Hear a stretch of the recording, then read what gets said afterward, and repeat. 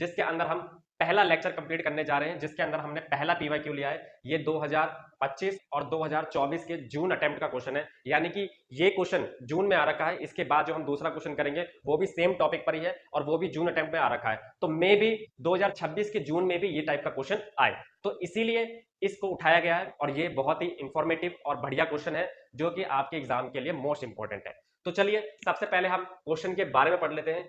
Is the matrix, ये matrix आपको given है, in row reduce equivalent form, is it in row reduce form? Justify your answer. If it is not a in row reduce equivalent form, use row operation to reduce it to row reduce equivalent form. अब मतलब क्या है? मतलब पढ़ के आपको इतना समझ में आया होगा कि हम जिस भी टर्म के बारे में बात करने वाले हैं वो टर्म ये है, यानी कि हमें इस मैट्रिक्स को इसके फॉर्म में कन्वर्ट करना है by through of row operation. ठीक है, तो हम पहले ये जान लेते हैं कि इक्विवेलेंट फॉर्म क्या होता है, मैट्रिक्स में इक्विवेलेंट फॉर्म क्या होता है। और क्वेश्चन में लिखा भी है कि क्या पहले ये बताना है कि यह इक्विवेलेंट फॉर्म है या नहीं है, या हम इसे रिड्यूस कर सकते हैं, अगर करेंगे तो क्यों करेंगे, नहीं है तो क्यों नहीं है। तो देखो इक्विवेलेंट फॉर्म क्या कहती है, उसकी अपनी एक डेफिनेशन होती है जिसकी 3 कंडीशन होती है। वो तीनों कंडीशन ये है। सबसे पहला क्या कंडीशन है, यहाँ पे लिखा हुआ है all rows consisting entirely of zeros are at the bottom. इसका मतलब क्या है कि नीचे वाले बॉटम पर, रॉ के नीचे वाले बॉटम पर कंप्लीटली जीरो होना चाहिए, कंप्लीटली जीरो होना चाहिए। क्या यहाँ है? नहीं है। इसका मतलब क्या है, ये पहले कंडीशन को फॉलो नहीं कर रहा है। इसका मतलब ये है ये इक्विवेलेंट फॉर्म में तो नहीं है, बट इसे रिड्यूस करेंगे, वो अभी हम आगे सीखने वाले हैं। सेकंड क्या है, the leading entry first non zero elements of each non zero रोज, यानी कि जो लीडिंग एलिमेंट होगा हर एक ईच रोज का, appearing to the right of the leading entry in the row above it. इसका मतलब क्या है, हर एक रो का लीडिंग जो है, हर एक रो का, जैसे ये रो 1 है, ये रो 2 है, ये रो 3 है, हर एक रो का लीडिंग एलिमेंट यानी पहला एलिमेंट जो है वो कितना होना चाहिए? 1 होना चाहिए, 1 होना चाहिए। इसका मतलब ये पहला रो है तो यहां पर ये क्या होगा? 1 होगा। अब दूसरा रो आएगा तो दूसरे रो में दूसरा एलिमेंट 1 होना चाहिए, और तीसरा रो आएगा तो तीसरे रो में तीसरा एलिमेंट 1 होना चाहिए। ठीक है, इसका सेकंड इसकी सेकंड प्रॉपर्टी का कहने का मतलब ये है। ठीक है, यानी कि मान लीजिए मैंने ये लिख दिया ऐसे, जो आपने क्लास 12th में करा होगा और देखा भी होगा कि इसकी जो लीडिंग है, लीडिंग एलिमेंट है, ये 1 होने चाहिए, और फर्स्ट रो का पहला एलिमेंट 1 होना चाहिए, सेकंड रो का सेकंड एलिमेंट जो सेकंड कॉलम में आता है वो 1 होना चाहिए, और थर्ड रो का थर्ड कॉलम में जो पहला एलिमेंट है वो कितना होना चाहिए? 1 होना चाहिए। ठीक है, इन केस मान लीजिए आपके पास कोई मैट्रिक्स है और वो इस फॉर्म में लिखी हुई है, इस फॉर्म में लिखी हुई है, यहां पर 0 है। ठीक है, तो हम क्या करेंगे, अगर मान लीजिए ये वाला 0 हो गया तो मैं इसको तो दोबारा 1 नहीं बना सकता, तो इसके राइट साइड में क्या होना चाहिए? 1 होना चाहिए। इसके राइट साइड में क्या होगा? 1 होगा, और हम बनाएंगे इन केस अगर ऐसी सिचुएशन आती है तो। ठीक है, तो इस सेकंड वाले का कहने का मतलब ये है, all the entries in a column below a leading entry are 0। इसका मतलब क्या है, सारे कॉलम में लीडिंग एंट्री जो है, लीडिंग एंट्री मतलब 1, उसके नीचे वाला 0 होना चाहिए हर कॉलम में। जैसे मान लीजिए ये लीडिंग एलिमेंट है तो इसके नीचे वाला 0 होगा, ये लीडिंग एलिमेंट है तो इसके नीचे वाला 0 होगा, इसके नीचे वाला 0 होगा। ठीक है, बेसिकली कट टू कट मैं आपको सीधी सी बात बताता हूं, अगर आपको कुछ भी याद नहीं है और आपको इसको रॉ थ्रू के फॉर्म रिड्यूस करना है इक्विवेलेंट फॉर्म में, तो आपको करना क्या है, सिंपल सा आपने जो 12th में सीखा है डिटरमिनेंट में, यानी कि आपको ये बनाना है, by through of row operation.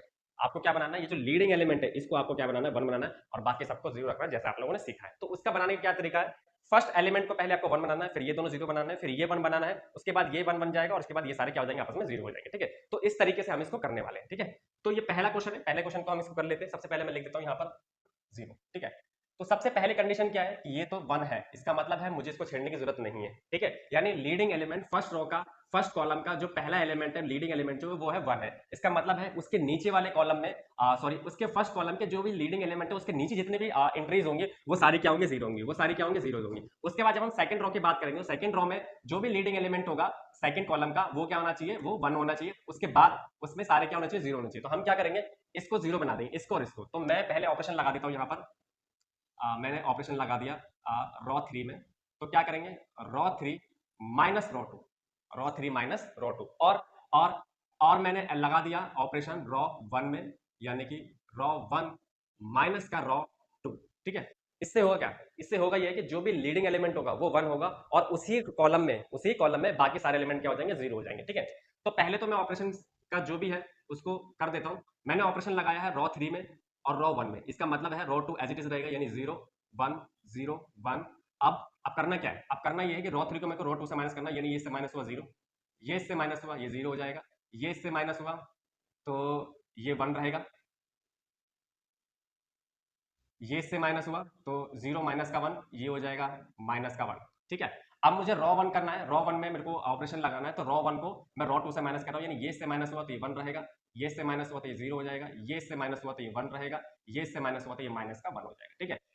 Clear है। अब हमें करना क्या है, अब हमें एक बात और ध्यान रखनी है कि जो भी एलिमेंट, यानी जो भी एलिमेंट है जिसमें मैंने जो भी चेंज करा है उसे दूसरे ऑपरेशन लगाने से उस पर कोई फर्क ना पड़े, ये बात भी आपको ध्यान रखनी है। फॉर एग्जांपल के लिए मान लीजिए मैंने इसको और इसको 0 बनाया, अब अगर मैं कोई ऑपरेशन लगाता हूं तो फर्दर इनमें कोई चेंज नहीं आना चाहिए। अगर ऐसा चेंज आ रहा है तो इसका मतलब है कि आपने ऑपरेशन में कोई ना कोई गड़बड़ी करी है, ठीक है। अब ओवरऑल सारी चीजें कंडीशन फॉलो हो रही है। अगर ये वाला एलिमेंट क्या बन जाए, 0 बन जाए, तो हमारे जो चीजें हैं यानी कि हमारा जो क्वेश्चन है वो रिड्यूस हो जाएगा इक्विवेलेंट फॉर्म में। क्या हो जाएगा, रिड्यूस हो जाएगा इक्विवेलेंट फॉर्म में। तो हम क्या करेंगे, दोबारा ऑपरेशन लगाते हैं। यहाँ पर ऑपरेशन लगाया मैंने रॉ 1 में, और रॉ 1 को मैंने माइनस कर दिया रॉ 3 से, ठीक है। रॉ 1 को माइनस कर दिया रॉ 3 से। इससे हुआ क्या, इससे हुआ क्या, इससे हुआ क्या, मैंने ऑप्शन लगाया रॉ 1 में, तो row 1 as it row 1 change होगा, बाकी सारी चीजें एज इट इज होगी, यानी 0 1 0 1 0 0 1 -1, ठीक है। इसको इससे माइनस करा 1 आएगा, इसको इससे माइनस करा 0 आएगा, इसको इससे माइनस करा 0 आएगा, इसको इससे माइनस करा तो ये माइनस का 1 माइनस का 1, तो ये भी आ जाएगा 0 हो जाएगा, ठीक है। तो ये हमारा जो है इक्विवेलेंट फॉर्म में चेंज हो गया। क्या हो गया, सारी कंडीशन फॉलो हो गई। सारी कंडीशन क्या है, पहले ये है कि all rows of consistency entirely 0 at the bottom, bottom में सारे 0 होने चाहिए, यानी कि ये वाला हम केवल इसको कंसिडर करते हैं 3/3, ठीक है। ये 0 होना चाहिए, ठीक है। और जो लीडिंग डायगोनल होता है वो हमेशा कितना होना चाहिए, 1 होना चाहिए, और उसी रो में हर लीडिंग डायगोनल के उस कॉलम में सारे एलिमेंट क्या होने चाहिए, 0 होने चाहिए, एक्सेप्ट जो भी आपका ये लीडिंग डायगोनल है, लीडिंग एलिमेंट है उसको छोड़ करके, ठीक है। तो ये हमारा आंसर है जिसको हमने रॉ ऑपरेशन के थ्रू रिड्यूस करा है इक्विवेलेंट फॉर्म में। तो इस तरीके से हम किसी भी क्वेश्चन को करते हैं, ठीक है। अब क्वेश्चन नंबर 2 कर लेते हैं। क्वेश्चन नंबर 2 जो है एज मच सेम है बिल्कुल क्वेश्चन नंबर 1 के, बस ये जो मैट्रिक्स के अंदर जो एलिमेंट है वो बदल गया, ठीक है। तो मैंने यहाँ क्वेश्चन लिख लिया। अब क्वेश्चन में हमें क्या देखना है, किस चीज पे ध्यान रखना है कि जो लीडिंग डायगोनल है वो क्या होने चाहिए, 1 होने चाहिए, और उस हर एक कॉलम में उस लीडिंग एलिमेंट के अलावा जो भी नंबर्स होंगे वो सारे क्या होने चाहिए, 0 होने चाहिए, ठीक है। तो पहले हम इस पे बात कर लेते हैं। कॉलम 1 पर ये लीडिंग एलिमेंट है और ये 1 है, इसके अलावा इसके नीचे जितने भी नंबर वो सारे क्या होने चाहिए, 0 होने चाहिए, ठीक है। अब यहाँ पर सेकंड रो की बात करेंगे तो इसका लीडिंग एलिमेंट 1 है और ये ठीक है, उसके नीचे 0 होना चाहिए, उसके ऊपर भी 0 होना चाहिए, यानी कि हमें ये और ये वाला पार्ट, क्योंकि थर्ड वाले में ये जो है थर्ड रो में इस कॉलम में ये वाला एलिमेंट क्या होगा, लीडिंग है, इसलिए ये 1 होना चाहिए, बाकी सारे क्या होना चाहिए, 0 होना चाहिए। तो ये तो 0 है, यानी कि इसको हमें 0 बनाना है। तो कहने का मतलब ये है कि हमें इन दो पे फोकस रखना है और इस तरीके से चेंज करना है कि बाकी के एलिमेंट में कोई फर्क ना पड़े, ठीक है। तो सबसे पहले मैं यहाँ पे कर लेता हूँ, मैं चेंज कर लेता हूँ रॉ 1 में। अगर मैं रॉ 1 को रॉ 2 से माइनस कर दूं तो कुछ हद तक चीजें बदल जाएंगी, यानी कि जो भी मैंने चेंजेस करे वो रॉ 1 में चेंज करे, तो रॉ 2 और रॉ 3 सेम रहेगा इस तरीके से। अब मुझे रॉ 1 और रॉ 2 को माइनस करना है, यानी ये हो जाएगा 1, रॉ 1 रॉ 2 माइनस होगा 0, ये इससे माइनस होगा तो ये हो जाएगा माइनस का 1, ये इससे माइनस होगा तो ये हो जाएगा 1, ठीक है। अब हुआ क्या, अब हुआ ये कि ये वाला एलिमेंट तो 0 बन गया, बट उसकी वजह से ये वाले में चेंज आ गया। तो अब हम क्या करेंगे, अब हम दो ऑपरेशन एक साथ लगा के दोनों को 0 कर देंगे और इस तरीके से चेंज करेंगे कि हमने जो पहले से चेंजेस करे उसके अंदर कोई चेंज ना आए। तो वो कैसे करते हैं, अब देखिए। मुझे चेंज करना है रॉ 1 में, तो मैंने इस बार रॉ 1 को रॉ 3 से प्लस कर दिया, यानी इनको आपस में प्लस कर दिया, जिससे कोई फर्क नहीं भी पड़ेगा।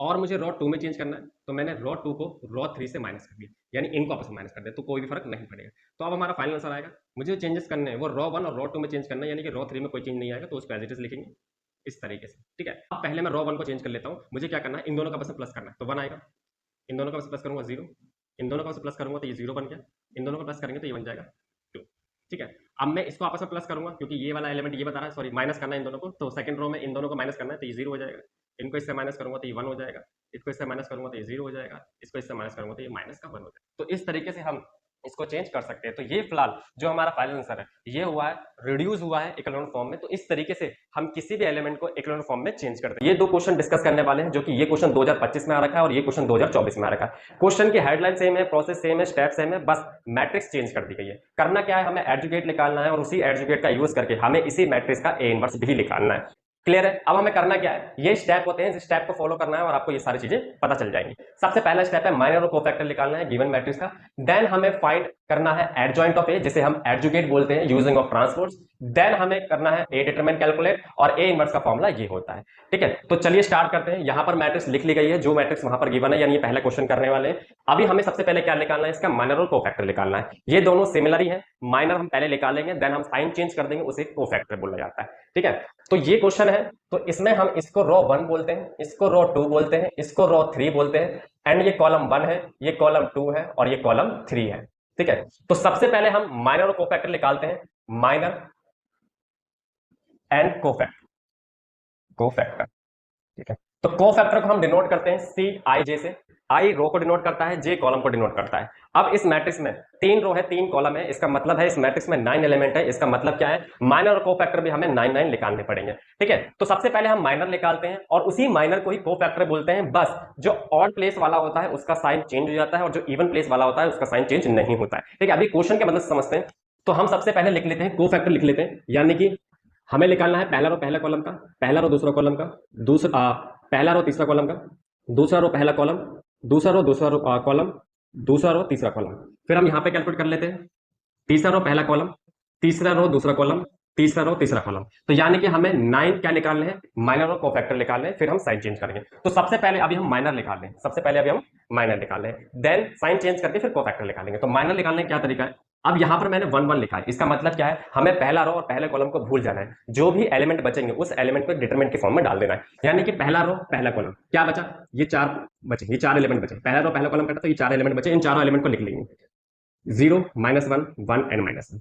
फिर पहला रो दूसरा कॉलम, ये रहा पहला रो ये दूसरा कॉलम, पहला रो दूसरा कॉलम, यानी ये 2 एलिमेंट और ये 2 एलिमेंट बचे, इन दोनों एलिमेंट को लिखेंगे, यानी 2 1 1 एंड -1।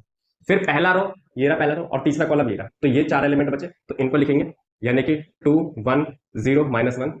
देन दूसरा रो पहला कॉलम, दूसरा रो ये रहा पहला कॉलम ये रहा, यानी ये 2 और ये 2, यानी कि -1 -1 1 एंड -1। फिर दूसरा रो दूसरा कॉलम, दूसरा रो दूसरा कॉलम, यानी ये 2 एलिमेंट और ये 2 एलिमेंट, यानी कि 1 1 दूसरा रो दूसरा कॉलम, दूसरा रो दूसरा कॉलम 1 1 1 एंड -1। फिर दूसरा रो तीसरा कॉलम, ये रहा दूसरा रो ये तीसरा कॉलम, यानी कि ये 2 बचा 1 1, यानी 1 1 -1 एंड -1। क्लियर है। अब यहां पर तीसरा रो पहला कॉलम, ये रहा तीसरा रो पहला कॉलम, यानी ये 2 एलिमेंट और ये 2 एलिमेंट बचेंगे, इन दोनों एलिमेंट को लिख लेते हैं, यानी कि -1 0 1 एंड 1। फिर तीसरा रो दूसरा कॉलम, ये रहा तीसरा रो दूसरा कॉलम, यानी 1 2 और 1 1, यानी कि 1 2 और 1 1। फिर तीसरा रो तीसरा कॉलम, यानी कि 1 2, यानी कि 1 2 सॉरी 1 2 और -1 0। ठीक है, अब हमें क्या करना है, इसको सॉल्व करना है। अब हमें क्या करना है, इसको सॉल्व करना है। ये क्या है, ये डिटरमिनेंट है 2 by 2 का। इसको कैसे सॉल्व करते हैं, इसको कैसे सॉल्व करते हैं, तो करना क्या है, इसको इससे मल्टीप्लाई करना है, 0 बीच में माइनस का साइन, देन इसको इससे मल्टीप्लाई करना है, यानी कि आंसर आएगा 1। इसको इससे मल्टीप्लाई माइनस का 2 बीच में माइनस का साइन, ये इससे मल्टीप्लाई 1 यानी माइनस का 2। इसको इससे मल्टीप्लाई यानी कि माइनस का 2, इसको इससे मल्टीप्लाई, ये हो गया 0 यानी माइनस का 2 आंसर आएगा। इसको इससे मल्टीप्लाई करेंगे 1 बीच में माइनस का साइन, इसको इससे मल्टीप्लाई करेंगे माइनस का 1 यानी ये 2 हो गया। इसको इससे मल्टीप्लाई माइनस का 1, देन इसको इससे मल्टीप्लाई यानी माइनस का 1, ये हो गया माइनस का 2। देन इसको इससे मल्टीप्लाई तो ये हो जाएगा माइनस का 1, और इसको इससे मल्टीप्लाई करेंगे तो बीच में ऑलरेडी -1 लगता है, यानी कि ये +1 -1 0 हो जाएगा, ये 0 आ गया। अब हम इसको इससे मल्टीप्लाई करेंगे तो माइनस का 1 बीच में माइनस का साइन, ये इससे मल्टीप्लाई होगा 0 यानी आंसर आ गया माइनस का 1। इसको इससे मल्टीप्लाई 1 बीच में माइनस का साइन 2 यानी आंसर आया माइनस का 1। इसको इससे मल्टीप्लाई 0 बीच में माइनस का साइन और ये माइनस का 2 यानी आंसर आया प्लस का 2। ठीक है, ये अभी हमारा माइनर निकला है, ये अभी हमारा माइनर निकला है। अब क्या करते हैं, कोफैक्टर में जो इवन प्लेस वाला होता है इसका साइन चेंज नहीं होता, यानी even sign even position same same sign, और जो ऑड प्लेस वाला होता है ऑड पोजीशन उसका साइन में माइनस आ जाता है, यानी कि कह सकते हो साइन चेंज हो जाता है। अब वो पता कैसे करेंगे कि इवन प्लेस है या ऑड प्लेस है, इनका सम, आई जे का सम, इनका सम। अगर इनका सम आ रहा है इवन तो नो साइन चेंज, अगर इनका सम ऑड आ रहा है तो साइन चेंज। यानी कि इसका सम इवन है तो ये सेम रहेगा, इसका सम ऑड है तो ये जो माइनस का 3 है ये पॉजिटिव 3 बन जाएगा, यानी कि साइन चेंज हो जाएगा, -1 मल्टीप्लाई करेंगे। ये इवन रहेगा तो ये एज इट इज रहेगा, ये ऑड है क्योंकि 1 2 को जोड़ेंगे 3 आएगा, ऑड आएगा तो इसका साइन चेंज हो जाएगा, ये माइनस का 2 हो जाएगा। ये इवन है तो सेम रहेगा, इसका साइन चेंज हो जाएगा, फर्क नहीं पड़ता।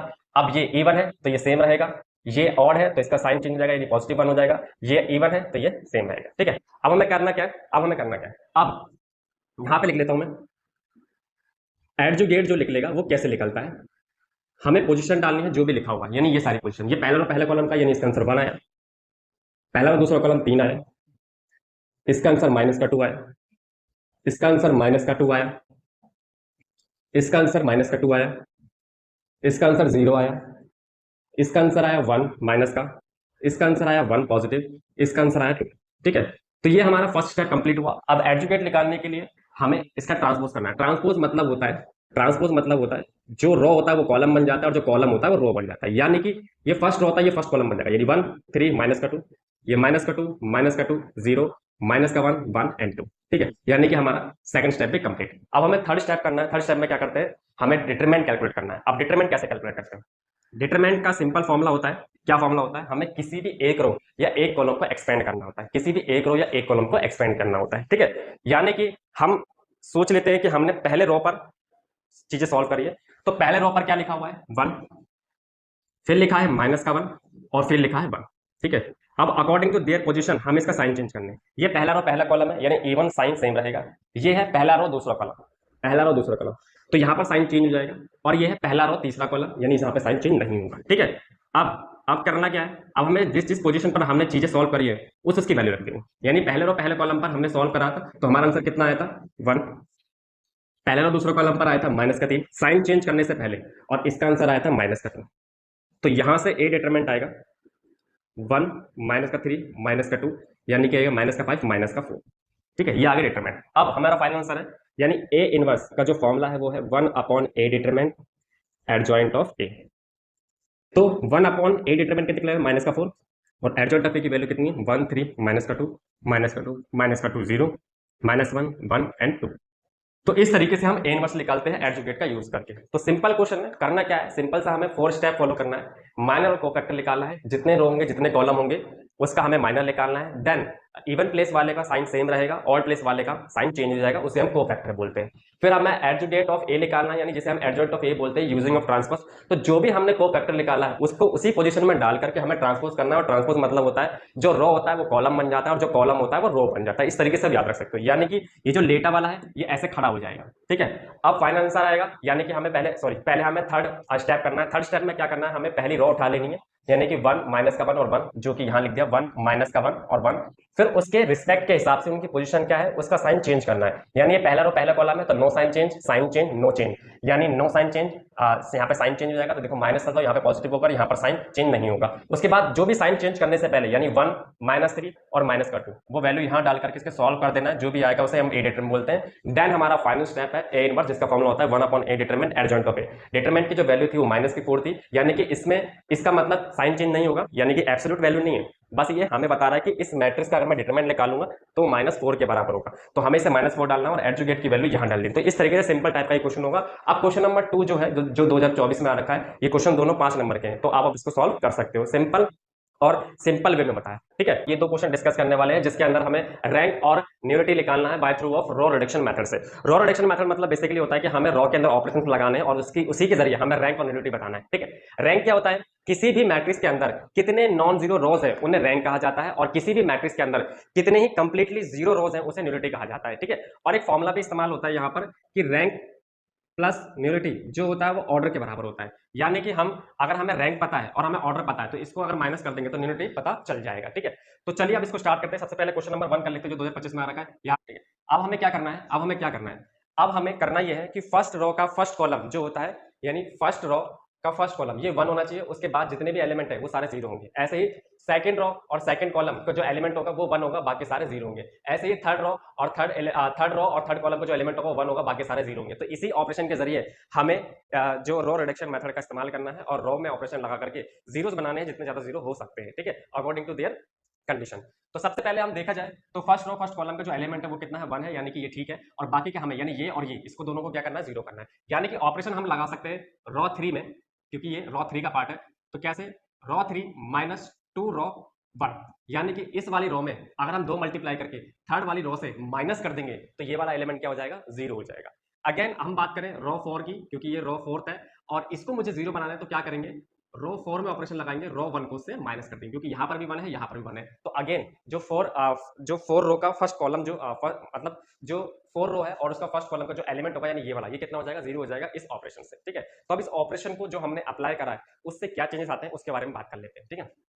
तो देखा जाए तो मैंने जो ऑपरेशन है वो लगाया है रो 3 में और रो 4 में। इसका मतलब है रो 2 और रो 1 सेम रहेगा, उसमें अनचेंज होगा। तो पहले इसको लिख लेते हैं 1 1 -1 2, रो 2 भी सेम 0 1 1 एंड 0, ठीक है। रो 3 में क्या करना है, इस पूरे मैट्रिक्स को 2 से मल्टीप्लाई करके इससे माइनस करना है, यानी इसको 2 मल्टीप्लाई करा इससे माइनस करा तो ये 0 आ जाएगा, ठीक है। अब इसमें 2 मल्टीप्लाई करना है इससे माइनस करना है, ठीक है। तो जब हम इसको इसके 2 मल्टीप्लाई से माइनस करेंगे तो ये माइनस का 1 आएगा। अगेन हमें क्या करना है, इस वाली मैट्रिक्स को इस वाली मैट्रिक्स से 2 मल्टीप्लाई करके माइनस करना है, यानी माइनस का 3, बीच में माइनस का साइन और इसमें 2 मल्टीप्लाई करेंगे तो ये माइनस का 2, यानी कि ये आ जाएगा माइनस का 1। करेक्ट है। अब इसको इससे माइनस करेंगे तो इसमें 2 मल्टीप्लाई करके इससे माइनस करेंगे तो 4 4 ये 0 हो जाएगा। ठीक है, अब हमें करना क्या है, अब हमें ये वाला एलिमेंट इस वाले रोज में चेंजेस करना अकॉर्डिंग टू देयर ऑपरेशन। तो हमें करना क्या है, रो 4 को रो 1 से माइनस करना, यानी इसको इससे माइनस करेंगे तो ये 0 हो जाएगा, इसको इससे माइनस करेंगे तो ये माइनस का 1 हो जाएगा, इसको इससे माइनस करेंगे तो ये भी माइनस का 1 हो जाएगा, इसको इससे माइनस करेंगे ये 0 हो जाएगा। ठीक है, अब करना क्या है, फर्स्ट रो का फर्स्ट कॉलम का फर्स्ट एलिमेंट जो है वो 1 बन गया, बाकी सारे 0 हो गए। अब बात करेंगे हम सेकंड रो के सेकंड कॉलम 1 होना चाहिए, बाकी ये दोनों कितने होने चाहिए, 0 होने चाहिए, यानी कि रो 3 और रो 4 ये दोनों कितने होने चाहिए, 0 होने चाहिए। पहले इनमें चेंज करेंगे, अगेन फिर जब हम थर्ड रो और थर्ड कॉलम की बात करेंगे तो ये फिर 1 बनाएंगे, बाकी ये 0 करेंगे। तो इस तरीके से पूरा प्रोसेस और चेंज चलती जाएगी। ठीक है, तो अब हमें क्या करना है, ऑपरेशन लगाना है रो 3 में।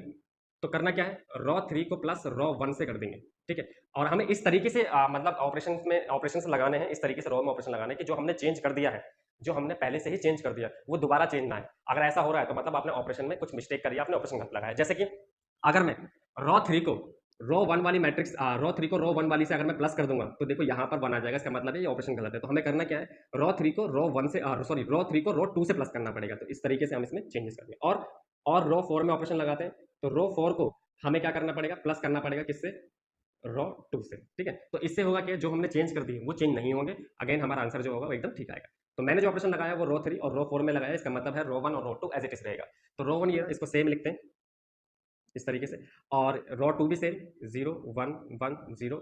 अब करना क्या है, रो 3 को हमें रो 2 से प्लस करना है, ये ऑपरेशन के हिसाब से। इसको इससे प्लस करेंगे तो 0 हो जाएगा, ये इससे प्लस होगा तो ये 0 हो जाएगा, ये इससे प्लस होगा तो ये 0 हो जाएगा, ये इससे प्लस होगा तो ये भी 0 हो जाएगा। ठीक है, अब रो 4 की बात करेंगे तो रो 4 को हमें रो 2 से प्लस करना है, यानी इनको आपस में प्लस करना है, तो ये 0 हो जाएगा, ये भी 0 हो जाएगा, ये भी 0 हो जाएगा, ये भी 0 हो जाएगा। ठीक है, अब होगा क्या, जैसे मैंने इसको 1 बनाया ये सारे 0 हो गए कंडीशन के हिसाब से, पर जब सेकंड रो सेकंड कॉलम की बात हुई तो ये 1 बन गया, बाकी ये दोनों 0 हो गए। अब यहाँ पर 1 बनाना था, लेकिन अगर कभी भी मैट्रिक्स में सॉल्व करते वक्त अगर 0 बन जाता है तो हम उसको फिर 1 नहीं बनाते, क्योंकि बनाना पॉसिबल ही नहीं है। ठीक है, अगर ऑपरेशन गलत से लगाओगे तो बात अलग है। तो इसका मतलब क्या है, इसका मतलब क्या है, ये जो रो 1 है और ये जो रो 2 है, ये दोनों रो ऐसी रो है जो नॉन जीरो है, यानी इसके सारे एलिमेंट जीरो नहीं है। तो इसका मतलब है इस मैट्रिक्स का जो रैंक होगा वो कितना होगा, 2 होगा। अब न्यूलिटी कैसे पता करेंगे, तो न्यूलिटी का क्या करेंगे कि हम देखेंगे कि हमारी जो मैट्रिक्स है इसके अंदर कितने ऐसी रोज है जिसके सारे एलिमेंट क्या है, 0 है। तो यानी कि रो 3 और रो 4 ये दो ऐसी रोज है जो क्या है जिसके सारे एलिमेंट 0 है। तो इसका मतलब इसकी न्यूलिटी की जो वैल्यू होगी वो कितनी हो जाएगी, 2 हो जाएगी। नहीं तो हम इसका भी इस्तेमाल कर सकते हैं न्यूलिटी के लिए। जैसे रैंक क्या है इस मैट्रिक्स का, 2 है, न्यूलिटी मतलब मान लो मुझे नहीं पता है और ऑर्डर कितना है, 4 का है। अगर मैं इसको इससे माइनस करूंगा तो न्यूलिटी इस तरीके से भी हम पता कर सकते हैं कि कितना है, 2 है। तो इस तरीके से हमें इन क्वेश्चन को करना होता है। तो सिंपल सा बेसिक सा कॉन्सेप्ट है कि हमें क्या करना है, जो भी आपके प्रिंसिपल वैल्यूज होंगे उन सबों को 1 बनाना है, प्रिंसिपल डायगोनल्स 1 बनाना है, ऐसे भी आप याद रख सकते हो by through of the row operations. बाकी सारे एलिमेंट उसके नीचे वाले वो कितने होंगे, 0 होंगे। ठीक है, अब क्वेश्चन नंबर 2 कर लेते हैं जो 2024 में आ रखा है। ये क्वेश्चन 2024 में आ रखा है 3x3 का। अब इसको करते हैं, करना क्या है, जो हमारे प्रिंसिपल डायगोनल है उनको हमें 1 बनाना है, यानी फर्स्ट रो की बात करेंगे तो फर्स्ट रो का फर्स्ट कॉलम जो एलिमेंट होगा वो 1 होगा, उसके नीचे जितने भी होंगे वो सारे 0 होंगे। फिर जब हम सेकंड रो की बात करेंगे तो सेकंड रो का सेकंड कॉलम का जो एलिमेंट होगा वो 1 होगा, उसके बाद उसी कॉलम में जितने भी एलिमेंट होंगे वो सारे 0 होंगे। तो इस तरीके से हमें इसको चलना होता है। तो हमें जो ऑपरेशन लगाना है वो किसमें लगाना है, फर्स्ट कॉलम की बात करेंगे तो ये वाला एलिमेंट और ये वाला एलिमेंट क्या करना है, 0 करना है। तो हमें जो ऑपरेशन लगाना है वो रो 2 में लगाना है और रो 3 में लगाना है। करना क्या है, रो 2 को हमें रो 1 से प्लस करना है और हमें रो 3 में ऑपरेशन लगाना है तो रो 3 को प्लस करना है रो 2 से। इससे होगा क्या, ये भी 0 हो जाएगा और इसकी वजह से ये भी 0 हो जाएगा। तो हमने जो ऑपरेशन लगाया वो रो 2 और रो 3 में लगाया, इसका मतलब है रो 1 क्या होगा, अनचेंज होगा। तो उसको ऐसे लिखेंगे 1 1 1। जब हम इसको और इसको प्लस करेंगे यानी रो 2 और रो 1 को प्लस करेंगे तो ये 0 हो जाएगा, इसको इससे प्लस करेंगे तो ये माइनस का 1 हो जाएगा, इसको इससे प्लस करेंगे तो ये 2 हो जाएगा, अगेन इसको इससे प्लस करेंगे 0 हो जाएगा, इसको इससे प्लस करेंगे तो ये माइनस का 2 हो जाएगा, इसको इससे प्लस करेंगे तो ये 4 हो जाएगा। आफ्टर ऑपरेशन ये वैल्यूज आ जाती है। अब हमें करना क्या है, इस वाले एलिमेंट को जब मुझे 0 बनाना है, क्योंकि प्रिंसिपल डायगोनल के हिसाब से ये रो और इस वाले कॉलम का ये जो एलिमेंट है ये 1 होना चाहिए, उसके बाद जितने भी नंबर आएंगे वो सारे वो 0 होंगे। तो हमें रो 3 में ऑपरेशन लगाना है, तो रो 3 को जब मैं माइनस करूंगा 2 रो 2, ठीक है, यानी इस वाले एलिमेंट में 2 से मल्टीप्लाई करके इस वाले एलिमेंट से जब प्लस कर दूंगा तो ये 0 हो जाएगा। इस वाले में नहीं कर सकता क्योंकि इस वाले में जैसे ही 2 मल्टीप्लाई करके इससे प्लस या माइनस करूंगा तो ये जो चेंज हो रखा है ये दोबारा क्या हो जाएगा, चेंज हो जाएगा। तो इसका मतलब है हमारा जो ऑपरेशन होगा वो गलत होगा। हमने जो ऑपरेशन लगाया वो रो 3 में लगाया, इसका मतलब रो 1 और रो 2 सेम रहेगा। इसके बाद जैसे इसमें कोई भी ऑपरेशन लगाएंगे तो ये ऐसे 0 रहेगा। इसमें ये माइनस का 2 है, फिर माइनस का साइन, और इसमें जब माइनस का 2 मल्टीप्लाई करूंगा तो ये प्लस हो जाएगा। तो होगा ये कि ये +2 -2 0 हो जाएगा, और जैसे इसमें 2 मल्टीप्लाई करके इससे प्लस करेंगे तो ये भी कितना हो जाएगा, 0 हो जाएगा। ठीक है, माइनस करेंगे सॉरी। तो अब देखा जाए तो ये हमारे पास मैट्रिक्स हो गए आफ्टर दिस ऑपरेशन। अब कुछ बच्चों के मन में डाउट आएगा कि ये माइनस है। देखो इससे कोई फर्क पड़ता नहीं है, क्योंकि नॉर्मली -1 से इसको मल्टीप्लाई कर दूंगा तब भी कोई फर्क नहीं पड़ेगा। ठीक है, क्योंकि हमें तो रैंक निकालना है, हमें तो बस ये देखना है कि कितने रो ऐसे हैं जो नॉन जीरो है। तो इसमें देखा जाए तो ये रो 1 और ये रो 2 ये दोनों रो ऐसे हैं जो नॉन जीरो है। इसका मतलब इस मैट्रिक्स का जो रैंक होगा वो कितना होगा, 2 होगा। अगर न्यूलिटी की बात करें तो उसकी वैल्यू कितनी होगी, 1 होगी, क्योंकि ये ऐसा जो रो है वो क्या है, जो पूरा ही 0 से भरा हुआ है, यानी कि सारे एलिमेंट क्या है, 0 है। और अगर आप इस फॉर्मूले से निकालना चाहो तो निकाल सकते हो। रैंक आपका 2 आया, न्यूलिटी आपको पता नहीं है, 3/3 का है, तो जैसे ही आप इसको माइनस करोगे तो बना जाएगा। तो इस तरीके से हम रैंक के थ्रू न्यूलिटी निकाल सकते हैं और रो रिडक्शन मेथड के जरिए हम रैंक और न्यूलिटी निकाल सकते हैं। क्वेश्चन क्या है, क्वेश्चन में हमें ये फाइंड करना है कंडीशन क्या होगी B1, B2 और B3 की कि जब ये सिस्टम ऑफ इक्वेशन कंसिस्टेंट कहलाएगा। तो यानी कि जो क्वेश्चन होता है वो दो टाइप से पूछा जाता है आपसे, कंसिस्टेंट के ऊपर लेकर के और इनकंसिस्टेंट के ऊपर लेके। अब ये क्या होता है, इनकी क्या कंडीशंस होती हैं, इनका मतलब क्या होता है, वो यहाँ पर लिखा हुआ है। ठीक है, तो यहाँ पर समझ लेते हैं। सबसे पहले कंसिस्टेंट मतलब होता है अगर किसी भी मैट्रिक्स का रैंक, यानी कि ये जो मैट्रिक्स है इसको भी हम मैट्रिक्स में कन्वर्ट करेंगे, यानी कि जो रैंक है ए का वो ए बी के मल्टीपल के रैंक के बराबर आना चाहिए। अगर ऐसा होता है तो उसका मतलब होता है कंसिस्टेंट। और इसमें भी फर्दर दो कंडीशंस होती हैं, यानी कि जब हमारे पास ए बी का जो रैंक है अगर वो ए मैट्रिक्स के रैंक के बराबर आएगा और एन के बराबर आएगा तो उसका मतलब होता है यूनिक सॉल्यूशन। अभी एन क्या है पता चलेगा। और इनफाइनाइट सॉल्यूशन के लिए होता ही है कि जब ए बी का जो रैंक है वो अगर ए के रैंक के बराबर आ रहा है बट वो लेस देन है एन से, एन मतलब नंबर ऑफ अननोन। अननोन क्या है, x1, x2, x3 और x4, जिसे हम अननोन बोलते हैं। ठीक है, तो ये दोनों कंडीशंस कंसिस्टेंट के लिए होता है, जिसके लिए ये मेजर रूल है कि ये होना चाहिए। फिर बात करते हैं इनकंसिस्टेंट। इनकंसिस्टेंट में होता यह है कि ए बी का जो रैंक है वो ए के रैंक के बराबर अगर नहीं आ रहा है तो उसको बोलते हैं इनकंसिस्टेंट, और इसका मतलब होता है नो सॉल्यूशन, और एन का मतलब होता है नो ऑफ अननोन। ठीक है, जैसे हम बोल सकते हैं x1, x2, x3, x4 जैसा भी मैट्रिक्स गिवन होगा उसके अनुसार। ठीक है, इसमें बताना है कि हमें इस सिस्टम को कंसिस्टेंट करने के लिए B1, B2, B3 की क्या कंडीशन होने वाली है।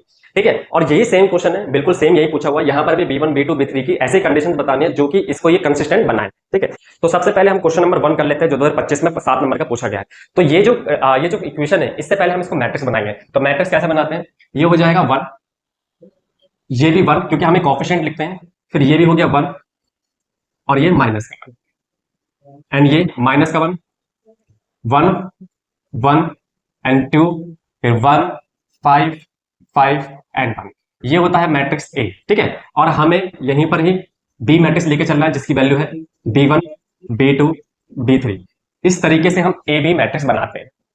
ठीक है, अब हमें करना क्या है, अब हमें इसी मैट्रिक्स का रैंक निकालना है कि रैंक क्या होता है और कितना आया है। ठीक है, अब हमें क्या करना है, इसी मैट्रिक्स का रैंक निकालना है। रैंक क्या होता है, रैंक इससे पहले आप देख सकते हो, रैंक के लिए मैंने ऑलरेडी वीडियो अपलोड कर रखी है जिसका लिंक आपको डिस्क्रिप्शन में मिल जाएगा, वहां से आप कर सकते हो, थंबनेल देख करके आप समझ जाओगे। रैंक बेसिकली मतलब होता है कि किसी भी मैट्रिक्स में ऐसे कितनी रो है जो जीरो नहीं है, यानी कि जिसके सारे एलिमेंट जीरो नहीं है, उसे हम रैंक कहते हैं, यानी नॉन जीरो रोज। ठीक है, तो अब यहां पर हमें करना यही है, करना क्या है कि ये 1 रहना चाहिए और इसके नीचे जितने भी एलिमेंट है वो जीरो होंगे। अगेन ये भी 1 रहना चाहिए, इसके नीचे जितने भी एलिमेंट होंगे वो जीरो होगा। ऐसे ही ये सारी चीजें चलती रहेंगी। अब हमें करना क्या है कि हमें रो 2 में और रो 3 में ऑपरेशन लगाना है, इस तरीके से लगाना है कि ये वाला एलिमेंट जीरो हो जाए। तो हमें क्या करना पड़ेगा, रो 2 को रो 1 से ऐड करना पड़ेगा, यानी कि इसको जैसे ही प्लस करूंगा तो क्या हो जाएगा, जीरो हो जाएगा। अगेन इसमें क्या करना पड़ेगा, रो 3 को रो 1 से माइनस करना पड़ेगा, जिससे ये भी क्या हो जाएगा, जीरो हो जाएगा। अब मैं जो भी मैंने ऑपरेशन लगाया है उस ऑपरेशन के बाद जो चेंजेस आएंगे उसको लिख लेता हूं। अब जो चेंजेस आएंगे वो किस में आएंगे, रो 2 में और रो 3 में आएंगे। इसका मतलब क्या है, रो 1 में मैंने ऑपरेशन नहीं लगाया तो उसमें कोई चेंज नहीं आएगा। तो रो 1 को सबसे पहला काम है एज इट इज लिखो, यानी कि 1, 1, 1, -1 एंड बी। ठीक है, इसको इससे प्लस करूंगा क्योंकि ऑपरेशन यही कह रहा है, इसको इससे प्लस करूंगा ये जीरो हो जाएगा, इसको इससे प्लस करूंगा ये भी ये 2 हो जाएगा, सॉरी इसको इससे प्लस करूंगा ये 2 हो जाएगा, इसको इससे प्लस करूंगा ये 1 हो जाएगा एंड ये हो जाएगा B2 प्लस B।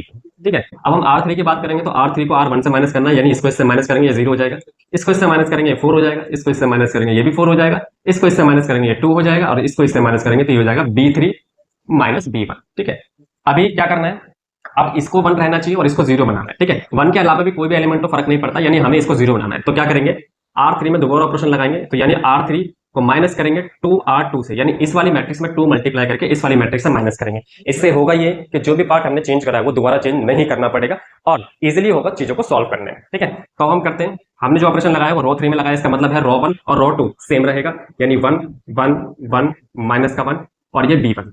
ठीक है, रो 2 भी same 0, 2, 2, 1 and B2 plus B1। फिर रो 3 की बात करेंगे तो हमें इसमें 2 मल्टीप्लाई करके इससे माइनस करना है, तो ये सेम रहेगा, नो चेंज। इसमें 2 मल्टीप्लाई करके इससे माइनस करेंगे, 0 हो जाएगा, ये भी 0 हो जाएगा, ये भी 0 हो जाएगा। अब हमें करना क्या है, R3 की वैल्यू ये रही, यानी B3 माइनस B1 और इसमें 2 मल्टीप्लाई करना है, यानी ये हो जाएगा B2 प्लस B1, यानी होगा ये कि ये आ जाएगा B3 माइनस का ये B1 है, ये B1 है, ये 3B1 हो जाएगा और ये हो जाएगा 2B2। ठीक है, तो इस तरीके से हम इसको सॉल्व करेंगे। अब देखने वाली बात क्या है, अब हमें रैंक पता करनी है और ये पता करना है कि ये कंसिस्टेंट है या इनकंसिस्टेंट। सबसे पहले तो ये पता करते हैं। तो इनकंसिस्टेंट और कंसिस्टेंट के लिए क्या प्रॉपर्टी होती है, ये होता है, ये क्या होता है, ये हमें बताना है कि जो रैंक है हमारा पीए का, यानी पीए लिख देता हूं मैं यहां पर, रैंक ऑफ ए। ठीक है, रैंक ऑफ ए क्या है, ये वाला सिर्फ ये वाला, क्योंकि ये ए पार्ट है। जो हमें पहले से इक्वेशन गिवन है। तो ये वाला जो पार्ट है इसमें देखा जाए तो रैंक कितना है 2, क्योंकि ये वाला रो और ये वाला रो, ये दोनों रो ऐसे हैं जिसमें एलिमेंट की कुछ ना कुछ वैल्यू है, जीरो की जीरो नहीं है, तो यानी कि ये हो जाएगा रो 1, ये हो जाएगा रो 2, यानी कि रैंक कितना है 2। ठीक है, अब हम रैंक करते हैं बात ए बी की। तो ए बी का जो रैंक है वो कितना है, तो ये भी नॉन जीरो है, ये भी नॉन जीरो है और ये भी नॉन जीरो है। इसका मतलब इसका रैंक कितना है 3 है। इसका मतलब क्या है, इसका मतलब क्या है, ये क्या है, ये जो मैट्रिक्स है ये क्या है, इनकंसिस्टेंट है। ये क्या है, इनकंसिस्टेंट। अगर मुझे इसको कंसिस्टेंट करना है तो इसका मतलब क्या है कि इन दोनों का रैंक क्या होना चाहिए, सेम होना चाहिए। क्या क्या आना चाहिए, सेम आना चाहिए। इसका मतलब क्या है, अगर मैं इस वाले पार्ट को जीरो कर दूं, इस वाले पार्ट को जीरो कर दूं, इस वाले पार्ट को, तो होगा क्या, इस वाले पार्ट को जैसे ही मैं जीरो करूंगा तो ये सारे क्या हो जाएंगे, इन दोनों की रैंक क्या हो जाएगी, सेम हो जाएगी। तो हमें क्या करना है, इस वाले पार्ट को जीरो करना है, यानी कि फाइनल आंसर होगा b3 minus 3b1 minus 2b2, ये किसके बराबर आना चाहिए, जीरो के बराबर आना चाहिए। अगर ये जीरो के बराबर हो जाएगा तो इसका जो रैंक 3 है वो कितना हो जाएगा, 2 हो जाएगा। इस केस में वो इस कंडीशन को फॉलो करेगा और हम कह सकते हैं कि अब ये कंसिस्टेंट मैट्रिक्स कहलाएगी, जिस वजह से ये इसकी कंडीशन को फॉलो करेगा। ठीक है, तो इस तरीके से हम क्वेश्चन नंबर 1 करते हैं। अब हम क्वेश्चन नंबर 2 करने जाते हैं। अब हमने क्वेश्चन नंबर 2 कर रहे हैं। तो क्वेश्चन नंबर 2 में सबसे पहले हमने मैट्रिक्स ए बना ली, ये मैट्रिक्स ए है और बी मैट्रिक्स का जस्ट इसको मल्टीपल में लिख दिया है। तो इस तरीके से लिखने का तरीका होता है। अब हमें करना क्या है, अब हमें ये पता करना है कि ए बी का रैंक क्या है, फिर हमें पता करना होगा ए का रैंक क्या है। उसके बाद हम कंडीशन को मैच करके उसके अकॉर्डिंग हम उसका आंसर बता सकते हैं। तो सबसे पहले हमें करना क्या है, हमें ये वाला एलिमेंट जीरो करना है और ये वाला एलिमेंट जीरो करना है। तो हमें ऑपरेशन लगाना पड़ेगा रो 2 में। रो 2 में क्या करेंगे, रो 2 को माइनस करेंगे पहली वाली रो से 2 मल्टीप्लाई करने के बाद, जिससे होगा कि ये भी 2 हो जाएगा, जब इससे माइनस होगा तो ये 0 हो जाएगा। अगेन रो 3 में जब मैं ऑपरेशन लगाऊंगा तो रो 3 को माइनस करूंगा रो 1 से, इससे होगा कि ये दोनों एलिमेंट सेम है, इसका मतलब है माइनस करने पर कितना आ जाएगा, 0 हो जाएगा। ठीक है, मुझे क्या करना है, मुझे ऑपरेशन जो लगाना है वो रो 2 और रो 3 में लगाना है। इसका मतलब है रो 1 एज इट इज रहेगा, तो इसको सबसे पहले लिख लेते हैं यहाँ पर इस तरीके से। अब इसमें 2 मल्टीप्लाई करके माइनस करेंगे तो ये 0 हो जाएगा, ये भी 0 हो जाएगा। इसमें 2 मल्टीप्लाई करके जब इससे माइनस करेंगे तो ये हो जाएगा माइनस का 1। इसमें 2 मल्टीप्लाई करके इससे माइनस करेंगे तो ये भी माइनस का 1 हो जाएगा। अगेन ये 2 हो जाएगा और ये हो जाएगा b2 माइनस 2b1। ठीक है, ये ऑलरेडी 0 हो गया, ये भी 0 हो जाएगा, ये भी 0 हो जाएगा, ये भी 0 हो जाएगा और ये हो जाएगा b3 माइनस b1। ठीक है, अब हम बात करें रैंक ऑफ ए बी, तो हम देखेंगे कितनी रो ऐसी हैं जो नॉन जीरो है, तो वो तीनों रो हैं जो नॉन जीरो है। ठीक है, अगर ये वाला पार्ट भी 0 होता तो इस मैट्रिक्स का जो रैंक है वो 2 हो जाता है, क्योंकि ये वाली रो और ये वाली रो ऐसी है जो नॉन जीरो रो है। अब हम बात करें रैंक ऑफ ए, तो रैंक ऑफ ए मैट्रिक्स कितना है, सिर्फ ये वाला। ठीक है, तो इसकी बात करें तो इसमें रैंक कितना है 2, क्योंकि ये वाली रो और ये वाली रो कितनी है, नॉन जीरो है। तो अब हमें इसमें कंडीशन बतानी है कि वो कंसिस्टेंट कब होगा। तो कंसिस्टेंट तब हो सकता है जब इन दोनों का रैंक क्या हो जाए, सेम हो जाए। इन दोनों का रैंक क्या हो जाए, सेम हो जाए। तो रैंक सेम करने के लिए क्या करना पड़ेगा, ये वाला एलिमेंट कितना करना पड़ेगा, 0 करना पड़ेगा, जिससे होगा ये कि जब ये वाला 0 हो जाएगा तो इस ए बी का जो रैंक है वो भी कितना हो जाएगा, 0 हो जाएगा। तो कंडीशन क्या है, b3 b1 कितना होना चाहिए, 0 होना चाहिए, जिससे स्टेट ये होता है कि b3 जब b1 के इक्वल होगा तो इसका भी रैंक क्या हो जाएगा, सेम हो जाएगा। उसके बाद ये कंसिस्टेंट कहलाएगा। तो इस तरीके से इस टाइप के क्वेश्चन को करते हैं। आई होप आपको चीजें अच्छे से क्लियर हुई होंगी। और ये पीवाईक्यू 2025 में 9 मार्क्स का पूछा गया है, इसलिए बहुत ज्यादा जरूरी हो जाता है कि आपको ये अच्छे से आए। जिसमें करना क्या है, जिसमें हमें बोला गया है कि find the orthogonal canonical reduction of the quadratic form. ये आपको क्वाड्रेटिक फॉर्म दे रखी है और इसका प्रिंसिपल एक्सिस भी निकालना है। ठीक है, 9 मार्क्स का क्वेश्चन है, इसलिए ये लेंदी होता है बहुत ज्यादा।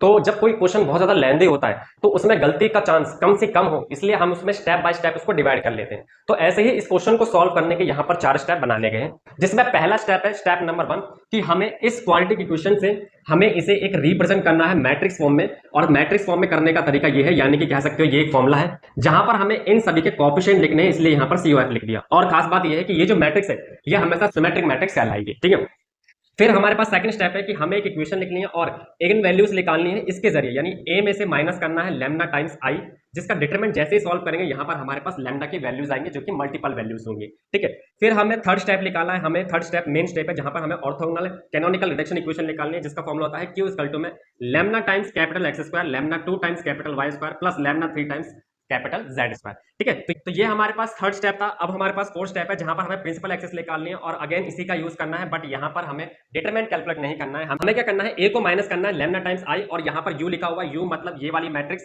और इस टू में 0 रख करके हमें यहाँ पर वेक्टर 1 वेक्टर 2 और वेक्टर 3 निकालना है।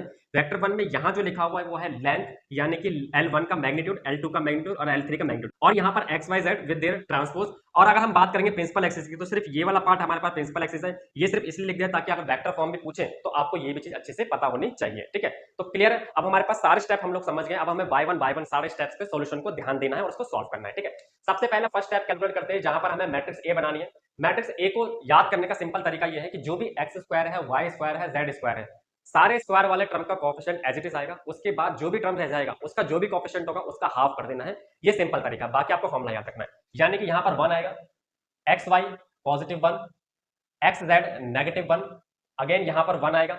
ठीक है, और यहां पर माइनस का 1 आ जाएगा, यहां पर वाई जेड का कोएफिशिएंट 1 है, यहाँ पर माइनस का 1 आ जाएगा और यहाँ पर 1 और z का कोएफिशिएंट 1 है। तो ये हमारे पास बनी ए मैट्रिक्स। अब ये मैट्रिक्स है और इसका अगर मैं ट्रांसपोज करके देखूं तो ये एक सिमेट्रिक मैट्रिक्स है। इसका मतलब है कि चीजें अभी तक सही चल रही हैं। अब हमारे पास सेकंड स्टेप क्या है, हमें ए को माइनस करना है लेमडा टाइम्स आई से।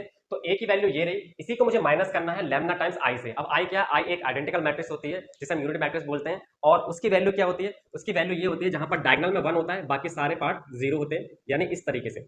तो अब हमें इसमें लैम्डा मल्टीप्लाई करना है, यानी कि यहाँ पर लैम्डा मल्टीप्लाई हो जाएगा और हमें इसी पार्ट को इस वाली मैट्रिक्स से माइनस करना है, देन इसका डिटरमिनेंट कैलकुलेट करना है। तो ये हो जाएगा 1 माइनस लैम्डा, ये हो जाएगा 1 माइनस का 1 1 minus 1 minus lambda 1 minus 1 1 1 minus lambda equal to में 0। अब यहाँ से हमें लैम्डा की वैल्यू निकालने, ये हमारा सेकंड स्टेप है, और लैम्डा की वैल्यू निकालेंगे डिटरमिनेंट को सॉल्व करके, यानी एक्सपेंड करके इसको। ठीक है, डिटरमिनेंट कैलकुलेट करते हैं। 1 माइनस का लैम्डा, ये वाला पार्ट इससे मल्टीप्लाई होगा, माइनस का 1 माइनस लैम्डा 1 माइनस का लैम्डा, बीच में माइनस का साइन होता है, फिर ये माइनस का 1 ये इससे मल्टीप्लाई होगा 1 माइनस का लैम्डा प्लस का 1, फिर माइनस का 1 क्योंकि यहाँ पर माइनस 1 है, ये इससे मल्टीप्लाई होगा तो 1 और ये इससे होगा तो माइनस का 1 माइनस का लैम्डा इक्वल टू में 0।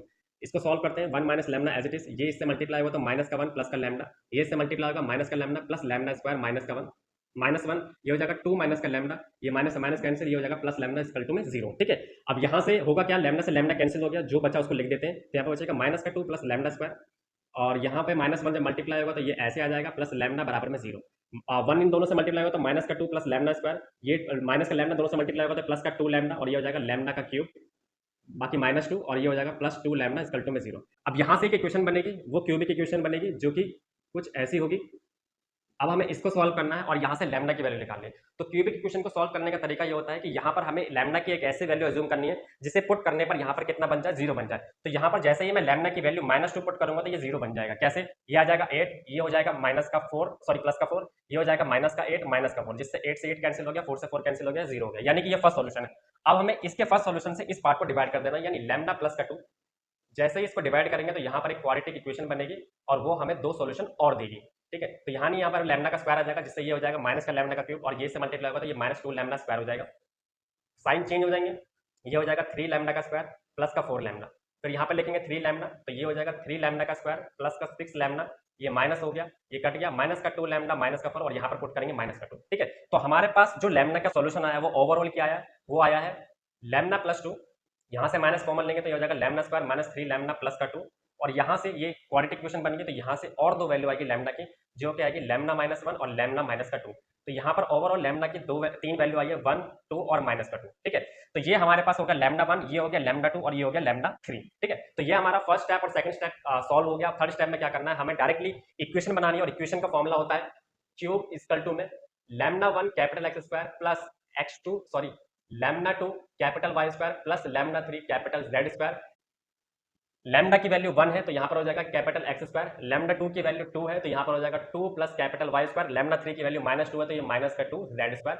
ये हमारे पास आ गई ऑर्थोगोनल कैनोनिकल रिडक्शन इक्वेशन। ठीक है, अब हमें फोर्थ स्टेप करना है, यानी कि प्रिंसिपल एक्स से सॉल्व करना है, और इसके लिए आपको एक स्टेप में लिखा हुआ है a minus lambda times I को हमें u से मल्टीप्लाई करना है, इक्वल टू में 0 रखने के चलना है, और यहाँ से हमारे पास प्रिंसिपल एक्सिस आएगा। ठीक है, तो a को हमें माइनस करना है लैम्डा टाइम्स i से, तो जैसे हमने इधर माइनस करा था, अब लैम्डा की वैल्यू हमें 1 2 और -2 यहाँ पे रखनी है। यानी कहने का मतलब क्या है, इस वाली मैट्रिक्स से हमें आइडेंटिकल मैट्रिक्स माइनस करनी है। तो ये क्या आएगा, यहाँ पर मैं लिख देता हूँ एक बार, यानी कि 1 1 -1 1 -1 1 -1 1 1। हमें इसमें माइनस करना है लैम्डा, लैम्डा में हमें 1 लेके चलना है, यानी कि यह जाएगा 1 0 0 0 1 0 0 0 1। ठीक है, ये फर्स्ट स्टेप है, इसलिए यहाँ पर सॉल्व करके दिखा देने। ठीक है, और जो u की वैल्यू होगी वो होगी x y z। अब अगर यहाँ पर मैं इसको सॉल्व करूँ, यहाँ पर मैं इसको सॉल्व करूँ, इसको इससे माइनस करूंगा तो 0 आ जाएगा, बाकी ये पार्ट एज इट इज, ये भी एज इट इज, ये इससे माइनस होगा तो माइनस का 2 हो जाएगा, और ये हो जाएगा 0 सॉरी 1, ये इससे हो गया, ये एज इट इज और ये हो जाएगा 0। ठीक है, तो ये हमारे पास ओवरऑल वैल्यू आई, तो इस तरीके से निकालेंगे। अब यहाँ से हमें एक्स वाई जेड की वैल्यू निकालनी है, यहाँ से हमें एक्स वाई जेड की निकालनी है, और निकालने का तरीका क्या है, एक्स अपॉन में हमें फर्स्ट कॉलम काटना है, इसको इससे मल्टीप्लाई, इसको इससे मल्टीप्लाई, यानी -1 आया, वाई पर हमें माइनस का साइन डालना है, फिर इसको इससे काटना है, यानी ये इससे हुआ, ये इससे हुआ, यहाँ पर प्लस का 1 आएगा, फिर z के लिए सॉल्व करना है तो फर्स्ट और थर्ड कॉलम कट जाएगा, ये से मल्टीप्लाई होगा, ये से मल्टीप्लाई होगा, यानी 1 और ये हो जाएगा 2, यानी -1। तो ओवरऑल मेरे पास जो वैल्यू आई है, वो आई है -1 माइनस का 1 एंड माइनस का 1, ठीक है। तो ये हमारे पास कह सकते हैं कि ये हमारे पास जो आई है वो प्रिंसिपल एक्सिस आई है। अगर हम वेक्टर की बात करेंगे तो वेक्टर का निकालने का तरीका है 1 अपॉन में लेंथ यानी मैग्नीट्यूड, और इसको निकालने का तरीका है कि हमें इसका डिस्टेंस निकालना है फ्रॉम द ओरिजिन, यानी कि रूट के अंदर 1 का स्क्वायर 1 का स्क्वायर 1 का स्क्वायर और -1 -1 -1 का ट्रांसपोज, ठीक है। तो ये हमारे पास वेक्टर 1 की वैल्यू हो जाएगी √3 -1 एंड -1 ट्रांसपोज। तो फिलहाल हमारा प्रिंसिपल एक्सिस जो है वो ये है, बाकी वेक्टर कोई पूछेगा तो ये है, ठीक है। तो ये हमारे पास फर्स्ट हो गया। अब अगर हमें सेकंड पार्ट निकालना है तो क्या करना पड़ेगा, हमें इसको माइनस करना है, यहाँ पर क्या पुट कर देना है 2 पुट कर देना है, क्योंकि यहाँ पर हमें लेमडा दूसरे की वैल्यू पुट करनी है, यानी यहाँ पर 2 पुट करना है। तो ओवरऑल जो इक्वेशन आएगी वो मैं यहाँ लिख देता हूँ, वो क्या आएगी, यानी 1 माइनस का 2 यहाँ पर आएगा माइनस का 1, ये एज इट इज, ये पार्ट भी एज इट इज होगा, ये भी पार्ट एज इट इज होगा। यहाँ पर 2 आएगा तो 1 में से जब माइनस का 1 माइनस का 2 होगा तो माइनस का 3 आ जाएगा, ये पार्ट एज इट इज आएगा, ये भी पार्ट एज इट इज, ये भी पार्ट एज इट इज, और यहाँ पर जब 2 माइनस होगा तो माइनस का 1 आएगा। अगेन यहाँ पर x y और z, और यहाँ से अगर मैं x y की वैल्यू निकाल लूंगा तो ये वाला पार्ट जब इससे कैंसिल होगा 3 में से 1 गया तो यहाँ पर 2 आएगा, माइनस y, ये इससे होगा माइनस का 1 और प्लस का 1, ये 0 आ जाएगा। z की बात होगी तो ये हो जाएगा 1 और माइनस का 3 यानी माइनस का 2। तो हम कह सकते हैं कि ये वैल्यू आई है 2 0 और माइनस का 2। ओवरऑल जब इसको सॉल्व करेंगे तो ये आ जाएगा 1 0 और माइनस का 1। और वेक्टर 2 की बात करेंगे तो 1 अपॉन में इसका डिस्टेंस आएगा √2 1 0 एंड -1 का ट्रांसपोज, ठीक है। तो फिलहाल ये है हमारे पास प्रिंसिपल एक्सिस की वैल्यू, ठीक है। अब हम थर्ड वाले पार्ट की बात कर लेते हैं, तो यहाँ पर लैम्डा की जगह पर हमें माइनस का 2 पुट करना पड़ेगा, यानी माइनस का 2 माइनस का 2 माइनस का 2, ठीक है। और यहाँ पर जब हम पुट करेंगे तो ये हो जाएगा 1 में से प्लस का 2 हो जाएगा तो ये 3 हो जाएगा, ये पार्ट एज इट इज, ये पार्ट एज इट इज, ये भी पार्ट एज इट इज, और यहाँ पर माइनस का 2 हो जाएगा यानी प्लस का 2, और ये हो जाएगा 1 यानी ये 1 हो जाएगा, ये माइनस का 1 हो जाएगा, ये 1 हो जाएगा और ये भी 3 हो जाएगा, ठीक है। और यहाँ पर x y और z।